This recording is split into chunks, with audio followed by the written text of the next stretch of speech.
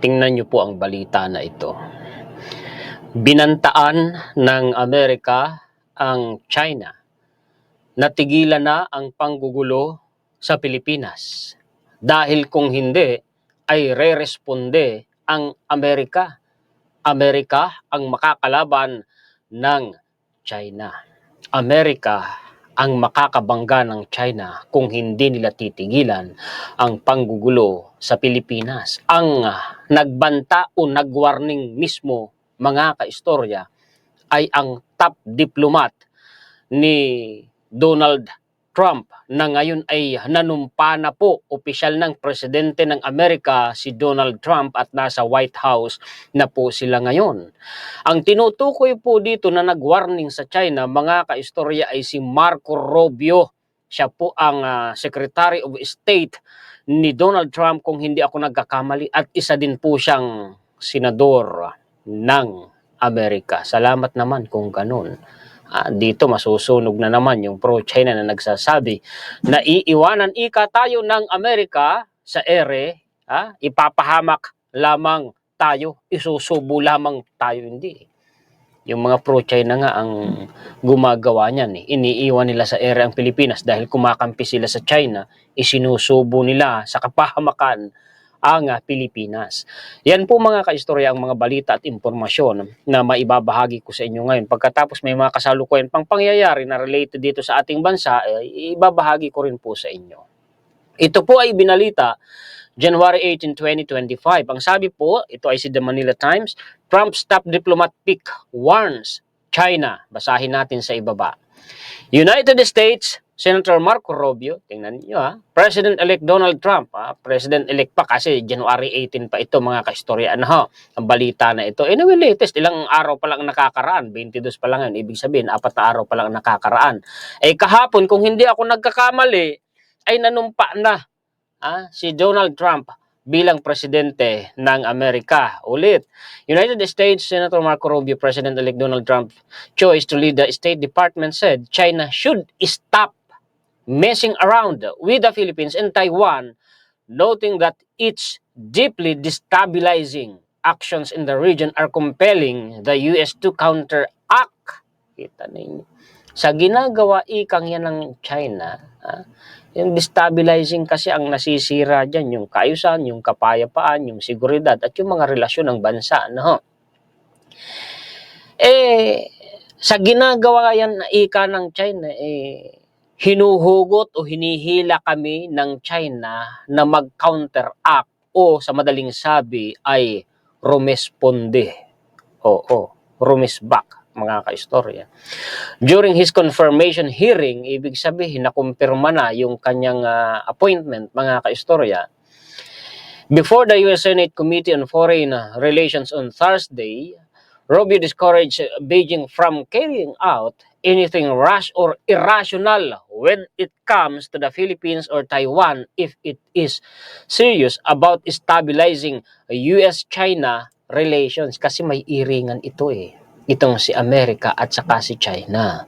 At ngayon ang China ay nangangamba na sa pulisiya ni Donald Trump na ibinanta din ni Donald Trump nung panahon ng pangangampanya sa Amerika. Ano yun? Kung dati, nasa 20+% ang tariff na ipinataw ni Donald Trump noon sa mga produkto ng China na pumapasok sa Amerika, ang banta ni Donald Trump dati, nung nangangampanya siya, itataas niya sa 60%. Naalarma dun ang China. Bakit? Bagsak ang ekonomiya ng China. Ini-improve nila, mga kaistorya, yung consumer spending sa loob ng kanilang bansa at hinihikayat nila yung mga foreign investment na pumasok sa kanilang bansa. Ang problema, iniiwan pa sila sa halip na dumami yung foreign investment. Ito nga lang Japan, nagpo-pull out na sila ng mga kumpanya sa China at ililipat nila sa Southeast Asian countries, mga kaistorya. Ganyan ang nangyayari sa China. Tapos yung kanilang mga mamamayan takot gumasta dahil sa nangyaring pandemic. Nadala. Kaya bagsak na bagsak ang ekonomiya ng China. Pagkatapos, meron silang tinatawag na stimulus, no? Nag-meeting yung mga talagang kabuuan ng mga opisyal ng gobyerno nila. Naglatag ng formularyo kung papaano nila ibabangon yung ekonomiya nila. Ang problema, wala pong epekto. Dadagdagan pa nitong banta ni President Donald Trump na itataas ng hanggang 60% yung taripa sa mga produkto ng China. Anong mangyayari ngayon sa China?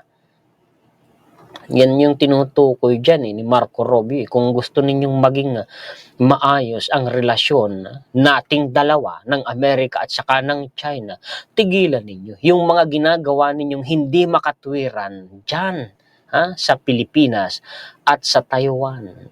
Dahil kung hindi ika ninyo titigilan, magka-counteract kami. Ibig sabihin, kung hindi kayo titigil sa ginagawa ninyong panggugulo sa Pilipinas at Taiwan, kami ang makakalaban ninyo, mapipilitan kaming rumesponde.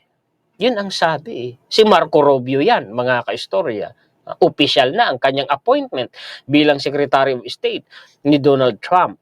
The actions they are taking now are deeply destabilizing. Talagang nakakasira yung mga pinagagagawa ng China. They are forcing us to take counteractions because we have commitments to the Philippines and we have commitments to Taiwan that we intend to keep.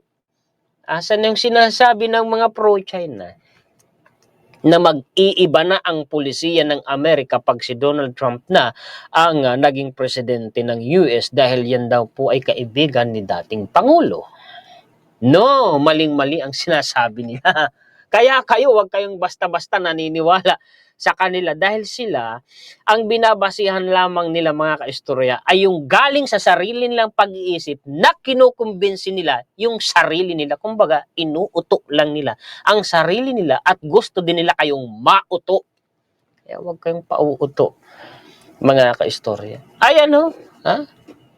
Ang sabi, mga kaistorya, itong ginagawang ito na panggugulo ng China, nakakasira ito sa relasyon ng Amerika at ng China. At hindi nila maaaring iwanan sa ere ang Pilipinas at ang Taiwan dahil may commitment ika sila sa atin at wala silang intensyon na iwanan o baliwalain o tunawin yung commitment na yun nila sa atin. Ano yung tinutukoy dyan ni Marco Rubio na commitment nila sa Pilipinas? Yun po yung Mutual Defense Treaty. Yun po yun, mga kaistorya. Malinaw na ngayon. Malinaw na ngayon. Diba? Kaya sabi ko sa inyo, uulitin ko, huwag kayong basta-basta pauuto. Dahil yung mga pinagsasasabi ng mga pro-China, bunga lang yun ng kanilang imahinasyon. Kumbaga, nananaginip lang sila ng gising. If they want to destabilize the relationship or they want to at least create some pathway for stabilization of our relationship with them, they really need to stop messing around with Taiwan and with the Philippines because it's forcing us to focus our attentions in ways we prefer not to have to. Anong ibig sabihin nun? Kung gusto nilang ng China na maayos ang sitwasyon, ang relasyon nila sa Amerika, tigilan na nila ang panggugulo sa Pilipinas at sa Taiwan dahil kung hindi nila titigilan, pinipilit nila kaming gawin ang isang bagay na ayaw naming gawin.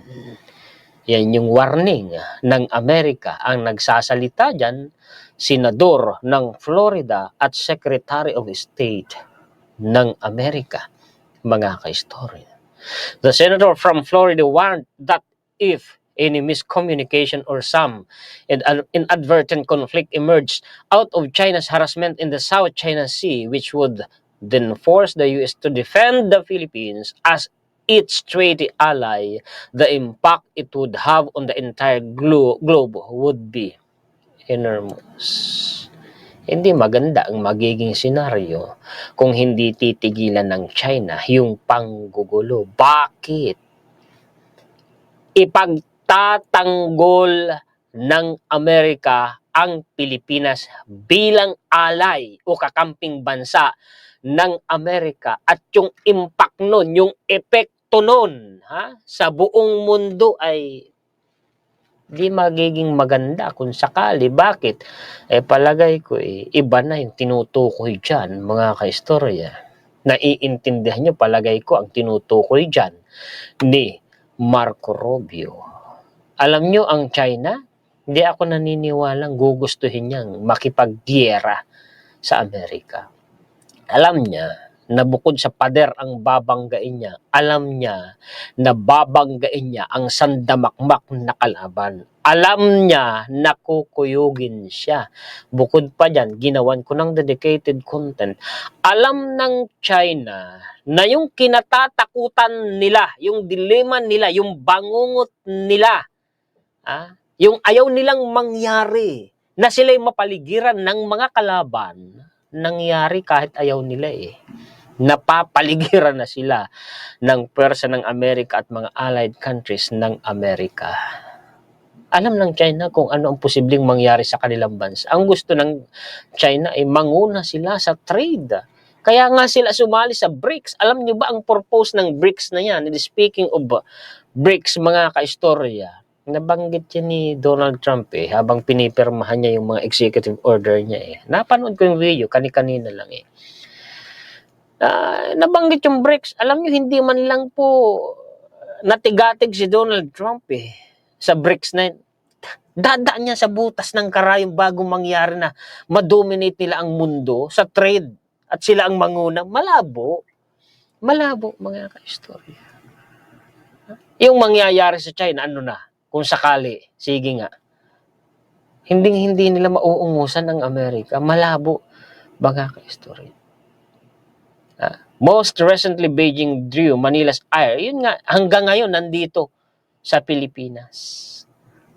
Yung kanila pong vessel ng PCG nila, hindi tinatantanan ng Philippine Coast Guard Sinusundan Yun yung pinabanggit ni Marco Rubio, nasa 64 miles away from San Antonio, Zambales. Doon kasalukuyan yung lokasyon ng CCG vessel, mga kaistor, at binubuntutan ng, palagay ko, kung hindi ako nagkakamali, binubuntutan ng Coast Guard natin, vessel, pagkatas may lumilipad pa na nagvi-video, palagay ko chopper ng Coast Guard din po yun, mga kaistorya. Hindi tinatantanan. Yan yung tinutukoy ni Marco Rubio, tigilan nyo ang panggugulo sa Pilipinas at sa Taiwan. Dahil kung hindi, mapipilitan kaming mag-counteract o rumisponde. Mapipilitan kaming umaksyon. Kami ang makakalaban ninyo. Kami ang babanggain ninyo. Inuobligan ninyo kami. Pinipilit ninyo kaming umaksyon para ipagtanggol ang Pilipinas. Yan yung sinabi ni Marco Rubio. Ang linaw nun, mga kaistorya. Meron pa yan sa baba. The Philippines feel threatened by it, rightfully so. We have seen this on a daily basis with the harassment and so forth, mga kaistorya. Well, alam nyo, itong feels threatened na ito, hindi po ako sang-ayon Hindi po ako sang-ayon, mga kaistorya. Kasi alam nyo, malabong masindak ang mga Pinoy sa ginagawang yan ng China. Tatanungin ko kayo, pero bago ko kayo tanungin, ako na lang ito. Ako ay simpleng vlogger lamang, pero hindi po ako nasisindak sa ginagawa na yan ng China. Lalo po akong nagagalit at lalo po akong nanggagalaiti, lalo akong naaasar sa ginagawa ng China. Kung kinakailangan, manawagan ang gobyerno kung sakali, hindi natin hinahangad. Handa akong humawak ng armas. Handa akong lumaban, mga kaistorya. Sinasabi ko yun sa inyo. Lalo po ako ay isang reservist. Matik kasi pag nag-training ka po ng CAT at saka ROTC, nakagaya ko, matik yun. Reservist ka po ng Armed Forces of the Philippines. Kayo ba? Natakot kayo sa ginagawa na yan ng China? Comment nga po kayo, mga kaistorya. Kung may magsasabi dyan na, naku, ayan na, nasindak ng mga Pilipino, natakot na ng China, tatawanan ko lang sila, mga kaistorya. Tatawanan ko lang sila. Itong sinasabi ko sa inyo na nababahala ang China sa eleksyon ni Donald Trump. The conversation. Why China is worried about a second Trump presidency and how Beijing might react. Panahon pa ito noon ng ano eh. Noong nakaraang taon pa, November 7 pa yan mga kaistorya. Kinatatakutan ng China. Bakit? Donald Trump will return to the White House having set out his foreign policy approach for the next 4 years. Binabanggit na dito yung tariff, mga kaistorya. Trump waged an unprecedented trade war against the world's second largest economy. Yung binabanggit na against the second largest economy, yan po yung China. In July 2018, and imposed tariffs that went as high as 25% on Chinese imports coming into the US. Panahon pa yan nung dating si Trump pa, hindi pa si Biden ang presidente ng Amerika. Isipin niyo, 25% ang ipinataw na taripa. Tax yan. Napakataas niyan, mga kaistorya. Anong mangyayari para sa hindi nagtatanong, ano ba yung tariff na yun? Pasimplihin natin, tax po yan na ipinapataw sa mga produkto na papasok sa isang bansa. Anong epekto nun, Juan Historiador? Pag mataas ang taripa na ipinataw sa isang produkto, mas tataas ang presyo nun sa merkado kaysa sa lokal na produkto. Ang mangyayari, mga kaistorya, sa merkado, yung mga tao mas pipiliin natural bilhin yung mura. Hindi papansinin yung mahal. Kung mas mahal yung produkto ng China kasi pinatawan ng mataas na taripa, ang tao babaling doon sa mas murang lokal na produkto. Yun ang epekto nun, mga kaistorya. Diba? Galing din ni Trump eh. But during his 2024 campaign speeches, Trump suggested that US tariffs on Chinese goods could go as high as 60% or more. Nako po, yan yung kinakabahala ng China. Si Donald Trump pa naman, barako yan, mga kaistorya. Anong mangyayari ngayon sa China? Lalong babagsak ekonomiya niyan. Yun nga pong import sa kanilang bansa, yung foreign investment, yung consumer spending, bagsak sa loob ng bansa nila. Tapos yung export nila, papatawan pa ng Amerika ng ganyang kataas na taripa. Anong mangyayari? Lalong mamimilipit po ang China. Eto pa, isa sa mga lihiti mo po ang mga references natin, mga kaistorya, China calls for win-win solution to trade war. Nakikiusap na, nananawagan na, mga kaistorya. A top Chinese official has warned against protectionism, speaking out as Donald Trump returns to the White House, renews the threat of a trade war. Ayan yung kinatatakutan ng China. Addressing the World Economic Forum in Davos, Switzerland, Ding Xuexiang, Vice Premier of China, said his country was looking for a win-win solution to trade tensions and wanted to expand its imports. Kung gusto ninyong mangyari yan, gumanda yung import at export ninyo, gumanda ang relasyon ninyo sa China, sa Amerika, lalo na kay Donald Trump, ang banta, ang warning ni Marco Rubio, yung naunang pinakita ko sa inyo kanina, tigilan ninyo China ang panggugulo sa Pilipinas at Taiwan. Sino ngayon, mga kaistorya, ang dihado sa labanan? Makikita nyo na ang senaryo, di po ba? Okay, tapos na tayo dyan, Punta na tayo dito sa mga kasalukuyang pangyayari sa loob ng bansa natin. Nag-post si Senator Amy Marcos kahapon lang o nung isang araw lang, mga kaistorya. Sa post na ito ni Senator Amy Marcos, para bagang inilaglag niya si former President Duterte kasi sinasabi ni former President na may blanco dun sa GAA, dun sa budget. Na pwedeng fill upan daw yun, may check pang nababanggit, kumbaga kukurakutin, magiging cause ng korupsyon at ang mangungurakot ay ang administrasyong kasalukuyan. Sabi ni Senator Amy Marcos dito, Amy solusyon, dalawang dokumento ang tinutukoy ng ating dalawang Pangulo. Correction lang po, iisa lang po Senator Amy Marcos ang Pangulo ng Pilipinas. Hindi po kailanman maaaring magkaroon ng dalawang magkasabay na Pangulo ang Pilipinas. Baka po ang ibig sabihin ninyo ay isang dating Pangulo at isang kasalukuyang Pangulo. Dalawang dokumento daw ang tinutukoy. Iba yung dokumentong tinutukoy ng dating Pangulo at iba yung dokumentong tinutukoy ng kasalukuyang Pangulo. Ang merong blanco ay yung BICAM, yung nasa BICAM, yung hindi pa aprobadong General Appropriations Act, yung dinidiskusyonan pa lang, pinag-uusapan pa lang, nililinyada pa lang, yung GAA. Yun po yun. Yung GAA naman, ang alam ko, inayos na ng Congress. Ibig sabihin, bago nakalusot sa Congress, wala na pong blanco.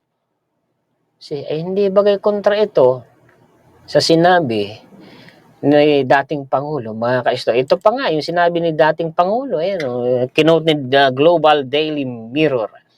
Magkagulo tayo, nagwa-warning ako sa inyo. Former President Rodrigo Roa Duterte issues a warning to the administration of President Bongbong Marcos after the ex-leader flagged some alleged blank items and discrepancy.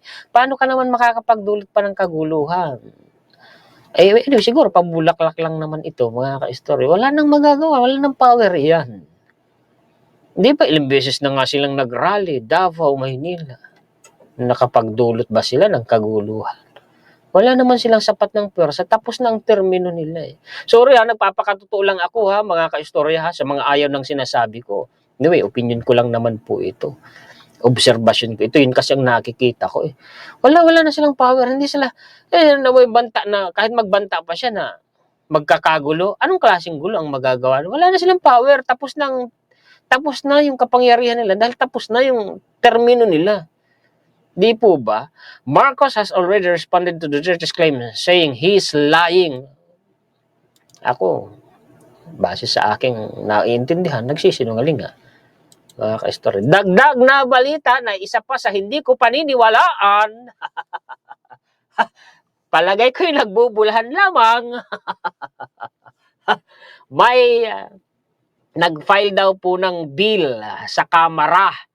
Bill na nagpapanukalang patawan ng parusang kamatayan sa pamamagitan ng firing squad ang mga opisyal ng pamahalaan na mahahatulan ng sandigan bayan sa mga kasong graft and corruption, malversation of public funds at plunder. Ano to? Bulahan. Alam nyo kung sinong haharang dyan? Politiko mismo. At bukod pa, ito malabong makalusot. Bakit? Kailangan muna nilang buhayin yung death penalty. Kailangan muna nilang i-revive yun, yung batas na yun. Otherwise, malabo ito. Yung death penalty, imposibleng makalusot Hindi mga ka-istorya. Magbubula na naman tayo.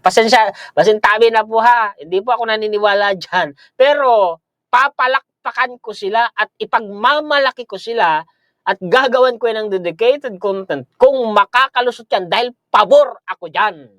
Ikaw ang istoryador. Sabi ko, hindi ka naniniwala, tapos pabor ka. Magkaiba po yun. Magkaiba yung hindi naniniwala kaysa sa pabor. Pabor po ako dito. Pabor ako rito. Kaya lang, hindi ako naniniwalang makakalusot yan. Bakit?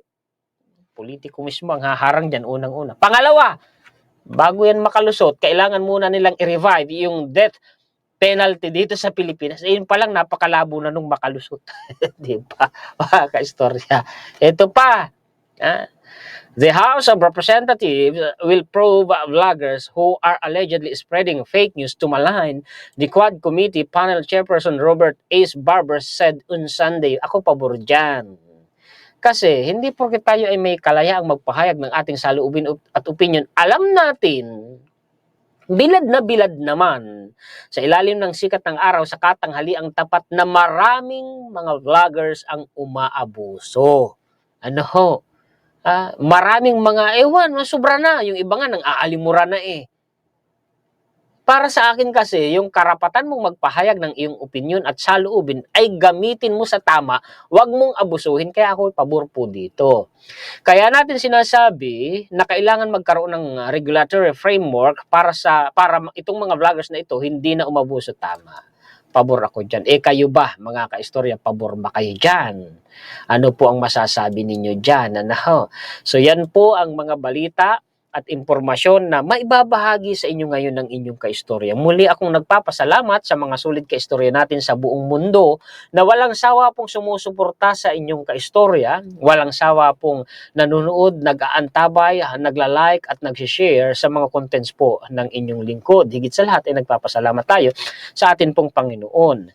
Shoutout po sa lahat ng mga sulit kaistorya natin sa buong mundo. Muli ako po si Juan, historiador, ang tagakwento ng totoong istorya ng kasaysayan na nagmamalasakit sa kapwa ko Pilipino at nagmamahal sa bayang ito, ang bansang Pilipinas.